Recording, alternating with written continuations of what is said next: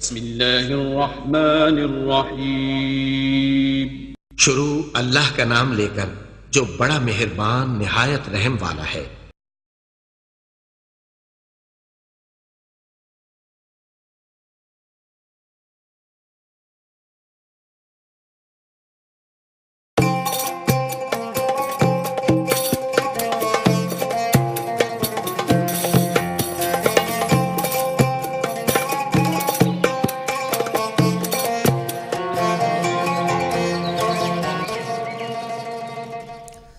اعوذ باللہ من الشیطان اللعین الرجیم، بسم اللہ الرحمن الرحیم۔ السلام علیکم ناظرین، میں ولی مصفی پروگرام صبح ہدایت میں آپ کو خوش آمدید کہتا ہوں۔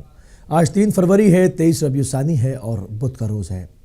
میں پروردگار کی بارگاہ میں دعا گو بھی ہوں اور پر امید بھی ہوں کہ پوری دنیا میں آپ جہاں کہیں بھی ہوں گے صدقے میں محمد و آل محمد کے خیر اور عافیت سے ہوں گے۔ اور ناظرین، آپ کو ہمارے پروگرام کے فارمیٹ کا علم ہے۔ ہمارے پروگرام کی شروعات پروردگار کی بارگاہ میں ایک خوبصورت دعا کے ساتھ کی جاتی ہے اور اس کے بعد ہم ذکر محمد و آل محمد کی طرف بڑھ جاتے ہیں۔ تو چلیں گے پہلے ایک دعا کی طرف۔ اللهم صل على محمد وآل محمد، اللهم صل على محمد وآل محمد۔ دعا زیارت for Wednesday۔ بسم اللہ الرحمن الرحیم۔ اللہم صل علی محمد وآل محمد۔ الحمد للہ الذی جعل اللیل لباسا والنوم سباتا وجعل النہار نشورا، لک الحمد ان بعثتنی من مرقدی ولو شئت جعلته سرمدا، حمدا دائما لا ينقطع أبدا ولا يحصي له الخلائق عددا۔ اللهم لك الحمد أن خلقت فسويت وقدرت وقضيت وأمت وأحييت وأمرضت وشفيت وعافيت وأبليت، وعلى العرش استويت وعلى الملك احتويت، أدعوك دعاء من ضعفت وسيلته وانقطعت حيلته واقترب أجله وتداني في الدنيا أمله واشتدت إلى رحمتك فاقته وعظمت لتفريطه حسرته وكثرت زلته وعثرته وخلصت لوجهك توبته، فصل على محمد خاتم النبيين وعلى أهل بيته الطيبين الطاهرين، وارزقني شفاعة محمد صلى الله عليه وآله، ولا تحرمني صحبته إنك أنت أرحم الراحمين۔ اللهم اقضني في الأربعاء 4، اجعل قوتي في طاعتك ونشاطي في عبادتك ورغبتي في ثوابك وزهدي فيما يوجب لي أليم عقابك، إنك لطيف لما تشاء۔ It is the day of Imam Kazim alayhi salam, Imam Rida alayhi salam, Imam Taqi alayhi salam and Imam Naqi alayhi salam۔ Ziyarat for Wednesday۔ السلام علیکم یا اولیاء اللہ، السلام علیکم یا حجج اللہ، السلام علیکم یا نور اللہ فی ظلمات الارض، السلام علیکم صلوات اللہ علیکم وعلى آل بیتکم الطیبین الطاہرین بأبی انتم وأمی لقد عبدتم اللہ مخلصین وجاہدتم فی اللہ حق جہادہ حتی اتاکم الیقین فلعن اللہ اعداءکم من الجن والانس اجمعین وأنا أبرأ إلى الله وإليكم منهم يا مولاي يا أبا إبراهيم موسى بن جعفر يا مولاي يا أبا الحسن علي بن موسى يا مولاي يا أبا جعفر محمد بن علي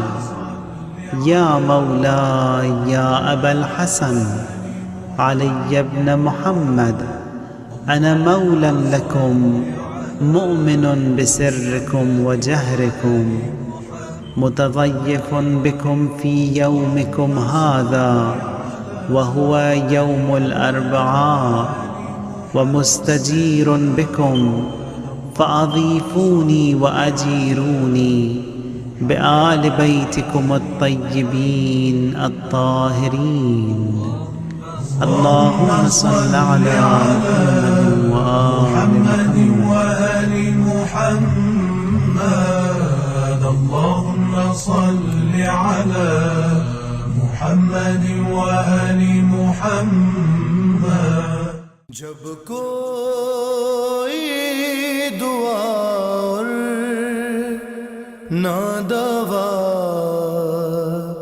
کام کرے گی، جب کوئی دعا اور نہ دوا کام کرے گی، عباس کے پرچم کی ہوا کام کرے گی، جب کوئی دعا نہ دوا کام کرے گی۔ اکثر یہ علی کہتے تھے غازی کو اٹھا کر، اکثر یہ علی کہتے تھے غازی کو اٹھا کر، زہرا کی دعا سب سے جدا کام کرے گی، جب کوئی دعا نہ دوا کام کرے گی۔ اب چاند کا کیا کام رہا گھر میں علی کے، اب چاند کا کیا کام رہا گھر میں علی کے، ماہ بنی ہاشم کی ضیا کام کرے گی، جب کوئی دعا نہ دوا کام کرے گی، خود دیں گے شہنشاہ وفا اس کو سلامی، خود دیں گے شہنشاہ وفا اس کو سلامی، کچھ اس طرح فیضا کی وفا کام کرے گی، جب کوئی دعا نہ دوا کام کرے گی، شبیر کے روزے سے کفن لے کے چلا ہوں، شبیر کے روزے سے کفن لے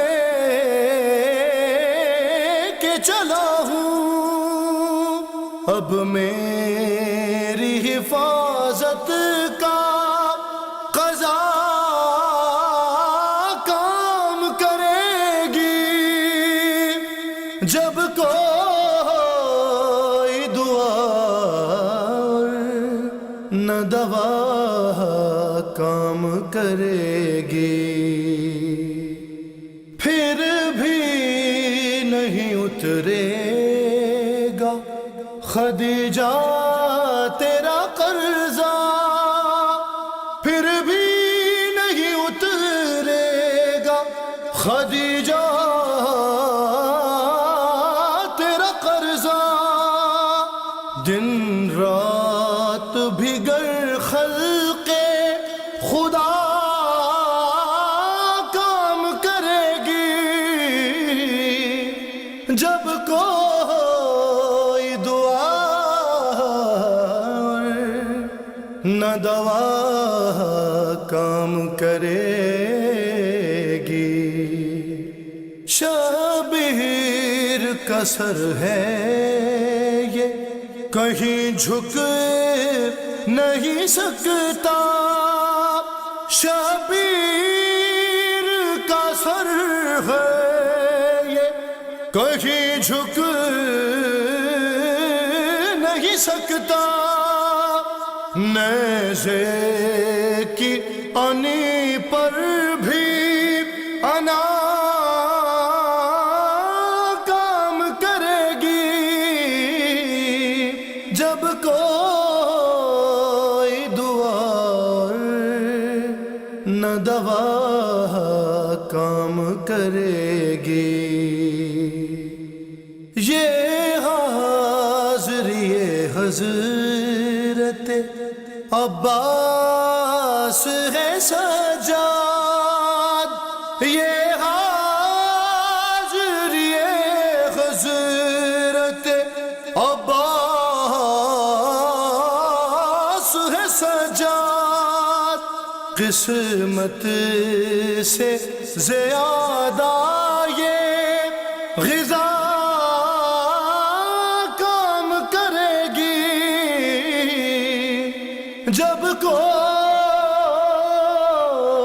دعا نہ دوا کام کرے گی۔ جی ناظرین، ابھی آپ کی خدمت میں دعا پیش کی گئی اور امید ہے کہ آپ کا آج کا دن بھی بہت اچھا گزر رہا ہوگا۔ آپ سب کو میں خوش آمدید کہتی ہوں اپنے پروگرام صبح ہدایت میں۔ میں آپ کی میزبان سحر حسین، اور امید کرتی ہوں کہ آپ جہاں ہوں گے، جس جگہ ہوں گے، بفضل تعالیٰ اور بصدقہ محمد و آل محمد خیر و عافیت سے ہوں گے۔ ناظرین، ہمیشہ آپ کے لیے ہماری یہی دعا ہوتی ہے کہ اللہ تعالیٰ آپ کی زندگی میں بہت ساری آسانیاں پیدا کرے اور ہم سب کو توفیق عطا فرمائے کہ ہم دوسروں کی زندگیوں میں بھی آسانیاں پیدا کر سکیں۔ آج کا دن ایک روشن دن ہے، لیکن آج ٹھنڈ بھی بہت زیادہ ہے، سردی کی شدت بھی ہے، تو اپنا خیال رکھیے گا۔ میکسیمم ٹیمپریچر جو ہے 6 ڈگری سینٹی گریڈ رہے گا۔ ناظرین، جو وقت ہے وہ بہت تیزی سے گزرتا چلا جاتا ہے۔ ابھی منڈے کی بات تھی جب میں آپ کو کہہ رہی تھی کہ آج برانڈ نیو ویک جو ہے وہ شروع ہوا ہے اور مڈل آف دا ویک تک بھی ہم پہنچ چکے ہیں۔ وقت بہت تیزی کے ساتھ گزرتا جا رہا ہے۔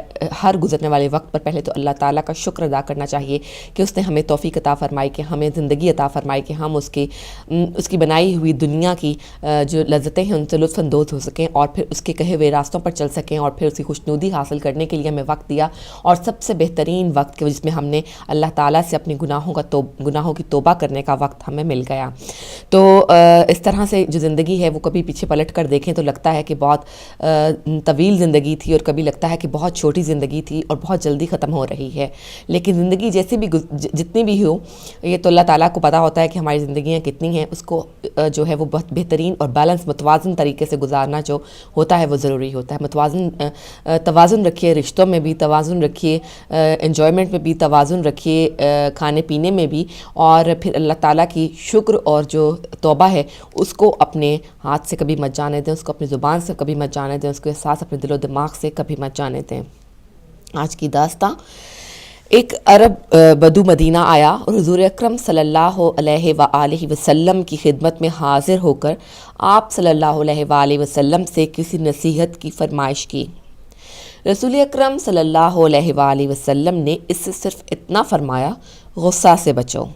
وہ شخص واپس اپنے قبیلے کی طرف روانہ ہو گیا.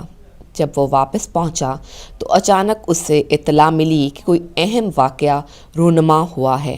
اسے معلوم ہوا کہ اس کے قبیلے کے چند نوجوانوں نے دوسرے قبیلے کے لوگوں کا کچھ مال چرا لیا ہے، اور انہوں نے بھی اس کا ویسا ہی جواب دیا ہے.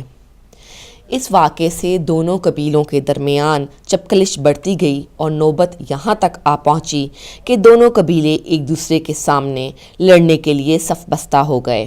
یہ خبر سن کر اس کے تن بدن میں آگ لگ گئی. اس نے فوراً اپنا اسلحہ منگوایا اور اپنی قوم کی مدد کے لیے ان کے ساتھ جا ملا. اسی اثنا میں اس کے ذہن میں ابھی حال ہی میں گزرے لمحات گردش کرنے لگے. اس کو یاد آیا کہ اس نے مدینہ جا کر کیا کرنا ہے، کیا کیا تھا. اسے یاد آ گیا کہ اس نے رسول اکرم صلی اللہ علیہ وآلہ وسلم سے نصیحت کی درخواست کی تھی، اور آپ صلی اللہ علیہ وآلہ وسلم نے اسے فرمایا تھا: غصہ سے بچو. اس سوچ میں ڈوب گیا کہ آخر میں طیش میں کیوں آ گیا ہوں، اور کیوں اسلحہ اٹھا کر مارنے یا مرنے کے لیے تیار ہو گیا ہوں. میں بلا وجہ غصے میں آگ بگولا ہو گیا ہوں. اس نے خود سے کہا: یہی وہ وقت ہے جب میں آپ صلی اللہ علیہ وآلہ وسلم کے اس مختصر فرمان پر عمل کر سکتا ہوں. وہ آگے بڑھا اور دشمن کے سرکردہ لوگوں کو پکار کر کہنے لگا: اس صف آرائی کا کیا مقصد ہے؟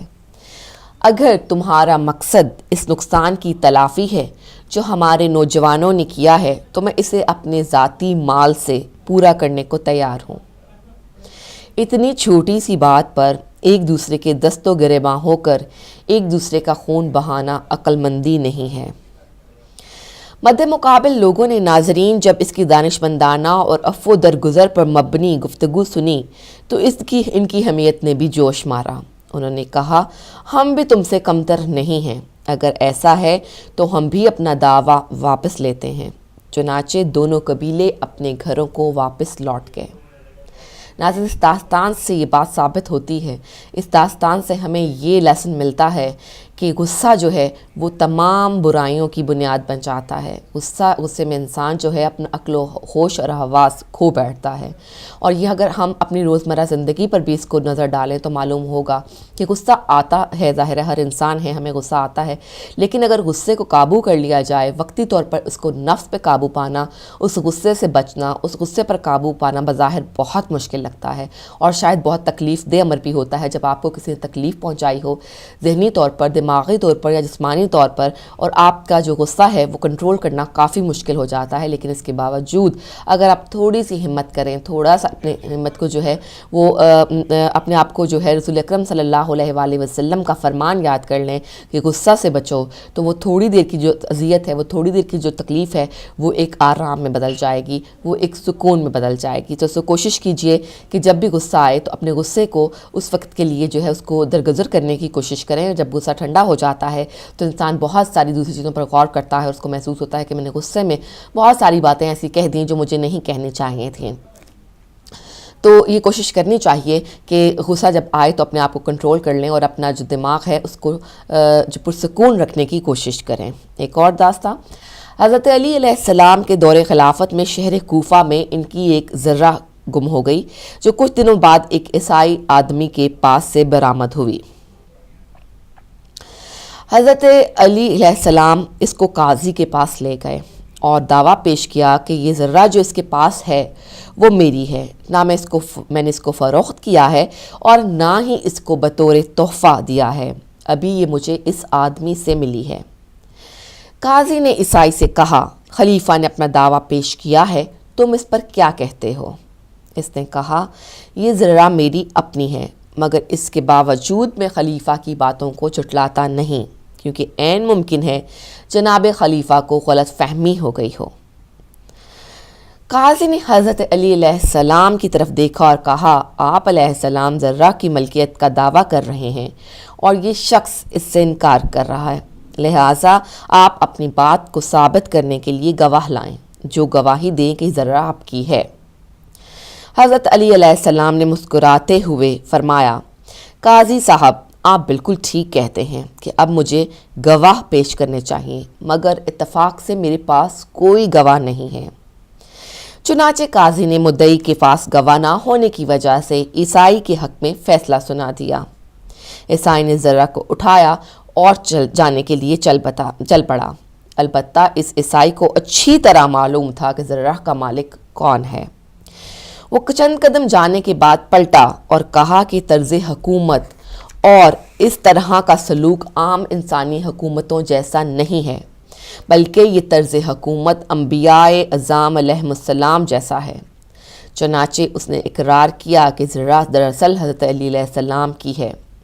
پھر لوگوں نے دیکھا کہ تھوڑے دنوں بعد وہ مسلمان ہو گیا اور بھرپور ایمانی جذبے کے ساتھ جنگ نہروان میں حضرت علی علیہ السلام کے پرچم تلے مخالفین سے جہاد میں شریک ہوا۔ سبحان اللہ، کیا کہنے امام علی علیہ السلام کی دور کے، جب وہ آقا مولا کس جذبے کے ساتھ، اگر وہ اپنی کتنے اصول جو ان کے تھے کہ اگر قاضی کو گواہ نہیں ملا، عدالت میں گواہ نہیں ہے، تو یقیناً ان کو اس مقدمے سے جو انہوں نے دائر کیا ہے، جو دعویٰ انہوں نے دائر کیا ہے، اس سے پیچھے ہٹنا پڑا۔ اگر ہم اس سے کمپیرزن کریں اپنے آج کے حالات سے، اپنے آج کے ملک کے حکمرانوں سے یا سسٹم سے ہی کہہ لیجئے کہ ہم اپنے عدالتی سسٹم سے ہی اس کا کمپیریزن کریں، تو ہمیں پہلے تو ایک چہرے پر مسکراہٹ آتی ہے کہ بالکل جو ہے اس کے ساتھ کوئی میچ نہیں ہے، وہ کہیں سے بھی اسلامی جمہوریہ جو ہے وہ کنٹری کہلانے کا حقدار نہیں بنتا، جہاں پر گواہ خرید لیے جاتے ہیں، جہاں پر گواہوں کو مار دیا جاتا ہے، جہاں پر جو ہے وہ جج خرید لیے جاتے ہیں، جہاں پر منصف انصاف کرنے والا، جس کے پاس ایک آخری زمین پر اللہ تعالیٰ نے جس کو لوگوں کے لیے انصاف کرنے کے لیے بنایا ہے، وہ بھی جب غیر منصف ہو جائے، وہ بھی جب بک جائے، تو پھر کرۂ ارض پر انسانوں کی جو فریاد ہے وہ سننے والا کوئی نہیں رہتا۔ ایک اور واقعہ، سفیان ثوری مدینہ میں رہتا تھا۔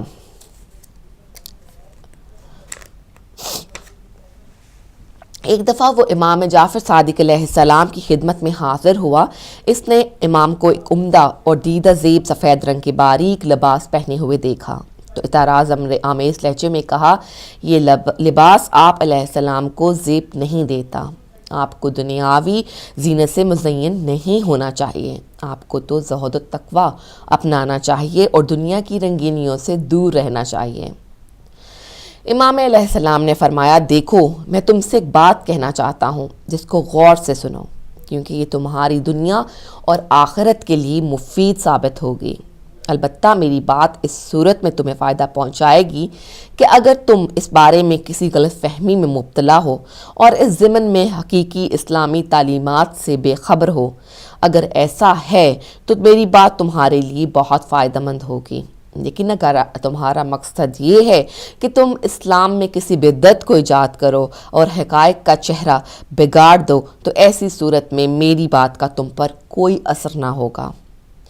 عین ممکن ہے کہ تم رسول خدا صلی اللہ علیہ وآلہ وسلم اور اصحاب رسول کی فقیرانہ زندگی مد نظر رکھتے ہوئے یہ نظریہ قائم کر لو کہ قیامت تک مسلمانوں کے لیے واجب ہے کہ وہ ہمیشہ غربت اور تنگ دستی کی زندگی گزاریں، لیکن میں تم کو بتا دینا چاہتا ہوں کہ رسول خدا صلی اللہ علیہ وآلہ وسلم کے زمانے میں فقر و تنگ دستی کا دورہ تھا۔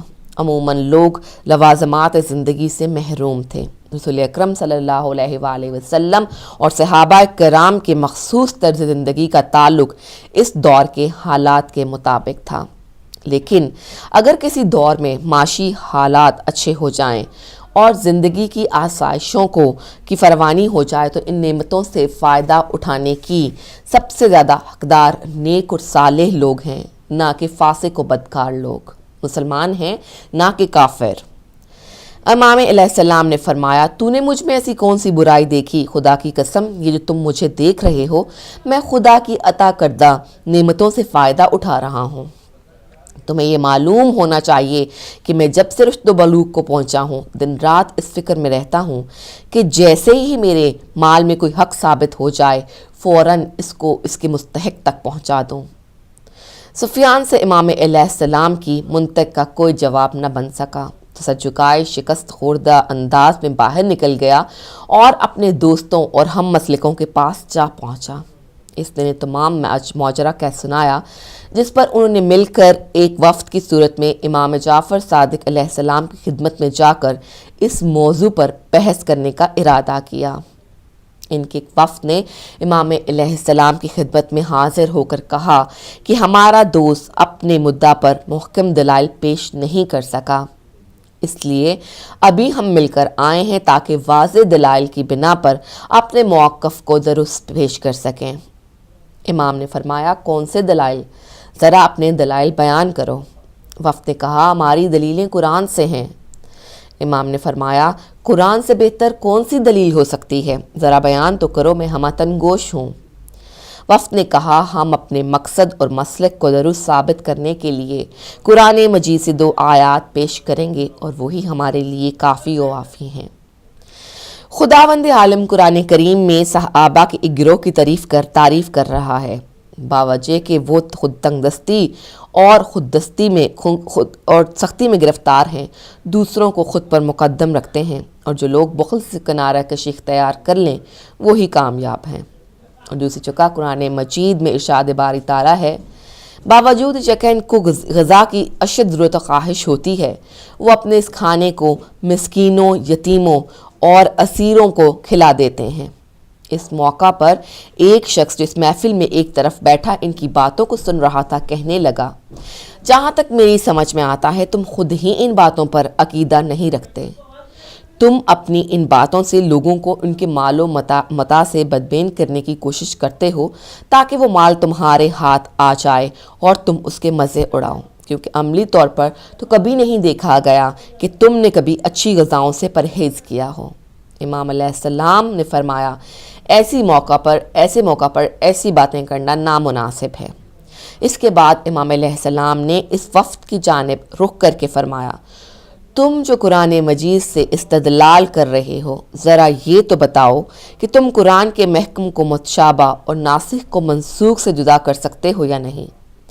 وہ شخص بھی اس امت سے گمراہ ہوتا ہے صرف اسی وجہ سے ہوتا ہے کہ وہ قرآن کو سمجھے بغیر اس پر عمل شروع کر دیتا ہے۔ وفد نے کہا، البتہ ہم اس بارے میں کچھ معلومات رکھتے ہیں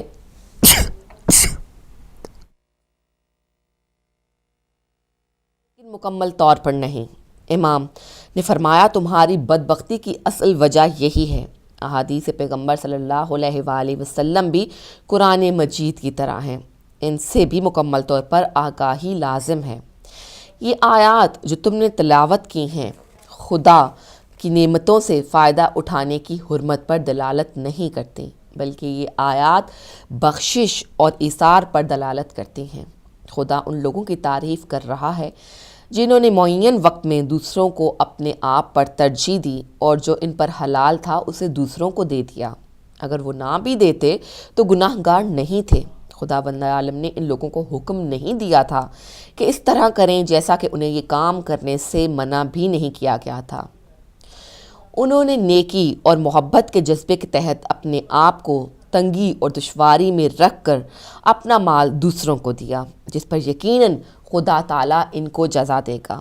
بس یہ آیات تمہارے مقاصد کے لیے دلیل نہیں بن سکتے، کیونکہ تم لوگوں کو اپنے مال اور خدا کی عطا کردہ نعمتوں سے استفادہ کرنے پر ملامت اور منع کرتے ہو۔ صحابہ کرام ایک زمانے تک اس روش پر عمل کرتے رہے، مگر بعد ازاں خدا کی طرف سے اس بارے میں ایک جامع اور مکمل دستور العمل نازل ہوا، جس میں اس کام کی حد معین کی گئی۔ یہ دستور بعد میں نازل ہوا جو ان کے سابقہ عمل کا ناسخ ہے۔ اب ہمیں اس قانون کا اتباع کرنا چاہیے ناظرین، نہ کہ اس عمل کی۔ خداوند تعالیٰ نے مومنین کی بھلائی اور اپنی اپنی رحمت خاص کے پیش نظر مسلمانوں کو اس بات سے منع فرما دیا کہ وہ اپنے اور اپنے اہل و عیال کو تنگ دستی اور سختی میں مبتلا کر کے جو کچھ ان کے پاس ہے اسے دوسروں کو دے دیا کریں، کیونکہ ایک شخص کے اپنے ہی خاندان میں بچے، بوڑھے اور انتہائی ضعیف افراد موجود ہو سکتے ہیں جو سختی برداشت نہیں کر سکتے۔ اگر ایک روٹی جو میری پاس ہے میں اس کو خدا کی راہ میں خرچ کرتا ہوں تو میرے اہل و عیال جن کی روزی میرے ذمہ ہے کے لیے کچھ نہیں رہے گا۔ اسی لیے رسول اکرم صلی اللہ علیہ وآلہ وسلم نے فرمایا، اگر کسی شخص کے پاس کچھ روٹیاں یا کچھ دینار یا کچھ کھجوریں ہیں اور وہ انہیں اللہ کی راہ میں خرچ کرنا چاہتا ہے تو اس کے سب سے زیادہ حقدار اس کے اپنے ماں باپ ہیں، دوسرے درجے پر خود اس کی اپنی ذات اور اس کے بیوی بچے ہیں، تیسرے درجے پر اس کے رشتہ دار اور اس کے برادران ایمانی ہیں، چوتھا درجہ خیرات و بخشش کا ہے۔ اس چوتھے درجے کی باری ان تمام 3 درجوں کے بعد آتی ہے۔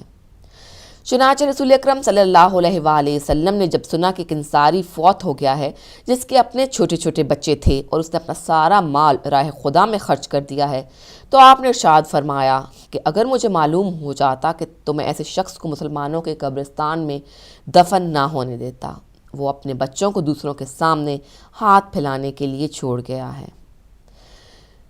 اور ناظرین، اس سے بہت ساری ابہام ہمارے دلوں میں بچپن سے بیٹھ جاتے ہیں، کم علمی کی وجہ سے، کم تحقیق کی وجہ سے، لیکن اللہ تعالیٰ کا شکر ہے کہ آج ہدایت ٹی وی جیسے چینلز اور ہدایت ٹی وی کے علماء جیسے علماء ہیں جن کی وجہ سے ہم صحیح حقائق کو جان پاتے ہیں، اور جو ہمارے دلوں میں غلط باتیں بٹھا دی گئی تھیں ان کو ہم دور کرنے کے قابل ہوئے ہیں۔ اللہ تعالیٰ کی دی ہوئی نعمتوں کو استعمال کرنا اللہ تعالیٰ کے شکر کو ادا کرنے کا ایک طریقہ ہے۔ ناظرین، ہم جائیں گے ایک چھوٹے سے بریک کی طرف، بریک کے بعد واپس آتے ہیں، آپ سے ملتے ہیں، پروگرام کو جاری رکھتے ہیں، لیتے ہیں ایک چھوٹا سا بریک۔